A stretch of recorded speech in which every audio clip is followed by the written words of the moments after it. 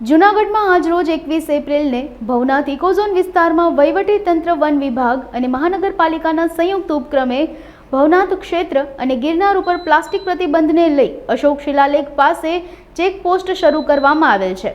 આ ચેકપોસ્ટ પાસે દરેક ગાડીઓનું ચેકિંગ કરવામાં આવે છે। ભવનાથ જતી પબ્લિકને પણ પ્લાસ્ટિક માટે જનજાગૃતિ અને વાહનો ચેક કરી અને ભવનાથ ક્ષેત્રમાં એન્ટ્રી આપવામાં આવે છે, જેથી ભવનાથ ક્ષેત્ર પ્લાસ્ટિક મુક્ત બને, पर्यावरण ने नुकसान न थाय तेनी काळजी लेवामां आवे छे। जूनागढ़नी अने बहारथी आवता यात्राळु अने खास जाण करवामां आवे छे के भवनाथ क्षेत्रमां संपूर्णपणे प्लास्टिक प्रतिबंध होय, तेथी कोईपण प्रकारनुं प्लास्टिक भवनाथमां न लई जवुं तेवी अपील पण करवामां आवी छे।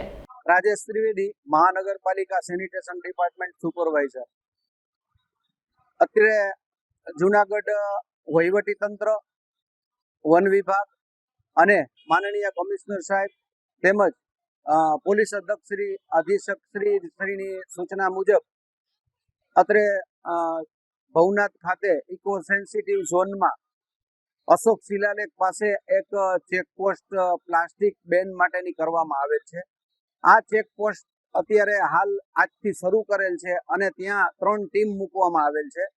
સેનિટેશન સુપ્રિન્ટેન્ડન્ટ સાહેબની સૂચના મુજબ આ 3 ટીમ 6 થી 2, 2 થી 10 અને 10 થી 6 રાઉન્ડ ધ ક્લોક ત્યાં ચેકિંગ કરશે અને ભવનાથ વિસ્તારની અંદર કોઈ પણ પ્રકારનું પ્લાસ્ટિક લઈ જવા દેવામાં આવશે નહીં અને લોકોને પણ જાગૃતિ માટે ત્યાં બેનરો અને આ બધું મૂકવામાં આવેલ છે કે ભવનાથમાં પર્યાવરણને નુકસાન ન થાય તેથી પ્લાસ્ટિક મુક્ત રહે ભવનાથ, તેથી પ્લાસ્ટિકનો ઉપયોગ બિલકુલ ના કરે।